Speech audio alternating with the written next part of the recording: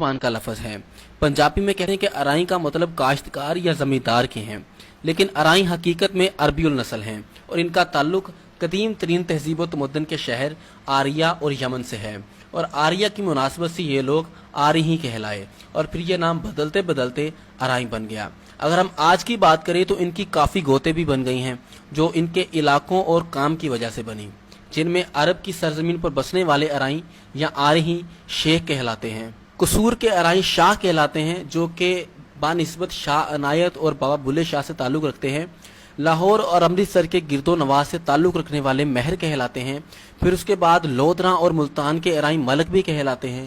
پھر اس کے بعد ساہیوال، بہاولپور، بہاول نگر، گجرانوالا، رحیم یار خان، حافظ آباد اور دیگر ضلع کے رہنے والے چودھری بھی کہلاتے ہیں۔ انڈیا میں رہنے والے کچھ ارائیں سردار یا خان یا سردار خان کہلاتے ہیں، اور یہ ارائیں لوگ اپنے بزرگوں کو یا بڑوں کو ایز اے رسپیکٹ میاں کہتے تھے۔ اسی وجہ سے یہ لوگ جتنی بھی گوتے ہیں سب میاں کے لقب اپنے ساتھ لگانا پسند کرتے ہیں۔ اگر ان کی ہسٹری کی بات کریں تو جیسا کہ میں نے بتایا کہ یہ عرب کے ایک شہر آریہ سے تعلق رکھتے ہیں۔ آریہ کا شہر دمشق سے بیت المقدس جانے والی سڑک پر واقع ہے۔ یہ لوگ علم و فنون سے بھی واقف تھے۔ تبلیغ اسلام ان کا سب سے محبوب مشغلہ رہا۔ شروع سے یہ قوم بہت زیادہ عزت والی اور سرفرازی سے رہا کرتی تھی۔ آریہ کا شہر دمشق سے بیت المقدس جانے والی سڑک پر واقع ہے۔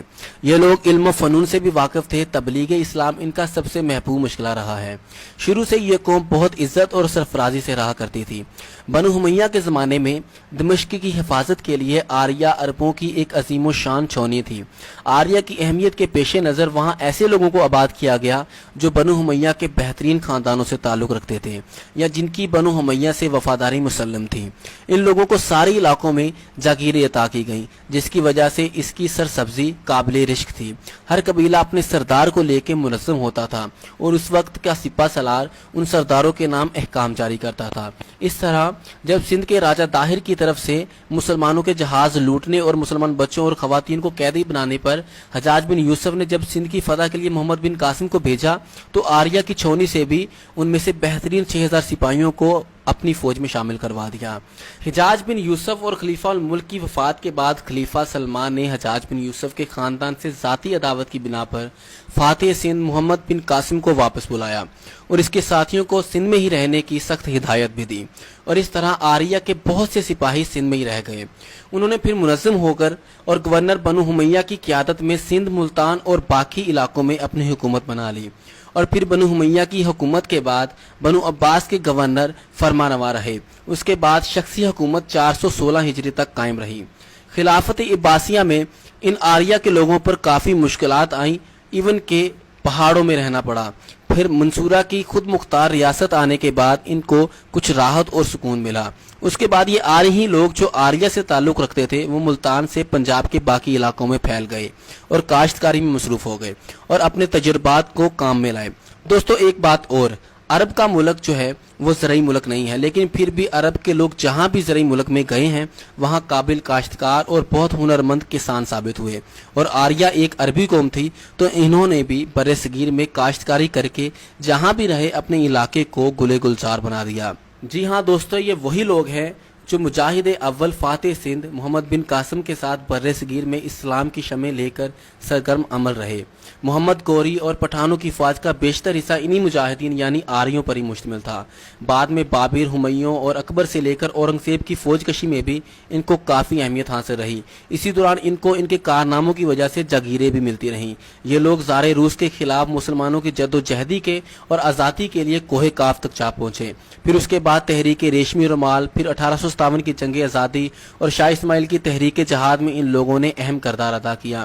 دوستو تحریک پاکستان میں جہاں میاں محمد شفیع، سر شاہ نواز صاحب اور میاں عبد الباری جیسی شخصیات نے نام پیدا کیا، تو وہیں قیام پاکستان کے بعد چودھری محمد علی حمزہ، ایم اے سردار محمد شفیع اور میاں طفیل محمد جیسی شخصیات نے اپنے خلوص اور اپنے اصول پسندی اور جرت و بے باکی کی وجہ سے ہر دل عزیز ہوئے۔ اس کے بعد پاکستان میں حکومت کرنے والے فوجی جنرل ضیاء الحق بھی اسی قوم سے تعلق رکھتے تھے۔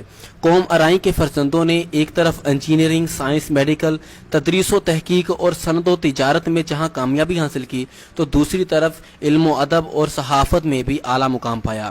دوستو ارائیں اس ٹائم پاکستان کی بہت بڑی اور بہت اہم برادری ہیں۔ پاکستان کی ہر فیلڈ، چاہے سیاست ہو، چاہے ثقافت ہو، ذات ہو یا معیشت ہو، سب میں آپ کو اس قوم کے لوگ نظر آ جائیں گے۔ دوستو ویسے تو پاکستان کی ہر قوم، ہر برادری ہی بہت زیادہ قابل ہے اور ہمارے لیے قابل عزت ہے اور سبھی لوگ بہت قابل ہیں، لیکن یہ جو قوم ہے شروع سے ہی مسلمان رہی ہے، اور جو جٹ برادری ہے یا دوسری جتنی بھی قومیں ہیں، ٹھیک ہے، وہ ساری کی ساری پہلے ہندو تھیں یا سکھ تھیں یا کچھ نہ کچھ تھی، لیکن یہ جو قوم ہے یہ شروع سے ہی مسلمان تھی اور عربیوں سے تھی، اس وجہ سے یہ بھی ایک قابل عزت برادری ہے۔ ویسے آپس کی بات ہے، میں ارائیں فیملی سے بلونگ نہیں کرتا، یہ نہ ہو کہ آپ سمجھیں کہ پتہ نہیں خود ارائیں ہے تو اس وجہ سے ارائیوں کی تعریف کر رہے ہیں، تو ارائیں کی جو تعریف ہے، جو سچ ہے وہ سچ ہے۔ دوستو یہ تھی ٹوٹل ہسٹری ارائیوں کی، اور اگر آپ کو ویڈیو پسند آئی ہے، اگر کچھ بھی اچھا لگا ہو ویڈیو میں، تو اس کو لائک کیجئے، اپنے دوستوں کے ساتھ شیئر کیجئے اور اپنی رائے کا اظہار کامنٹ سیکشن میں لازمی دیجئے، اور اگر کچھ پوچھنا چاہتے ہیں تو وہ بھی پوچھ سکتے ہیں، میں ان کے جواب لازمی دوں گا۔ اور اگر ابھی تک آپ نے میرا چینل سبسکرائب نہیں کیا تو کر لیجئے، میں اس طرح کی ویڈیوز لے کے آتا رہتا ہوں۔ ملتے ہیں نیکسٹ ویڈیو میں، اپنا خیال رکھیے گا، اللہ حافظ۔ جب تک ہم کہہ رہے تھے کرو کرو کرو کرو تو کہہ رہے تھے تم کرو، آج ہم نے کر دیا تو کہہ رہے ہم کریں گے، تو کرو نا بھائی، کیوں نہیں کر رہے؟ ایمانداری سے بتانا کرنا ہے نہیں کرنا۔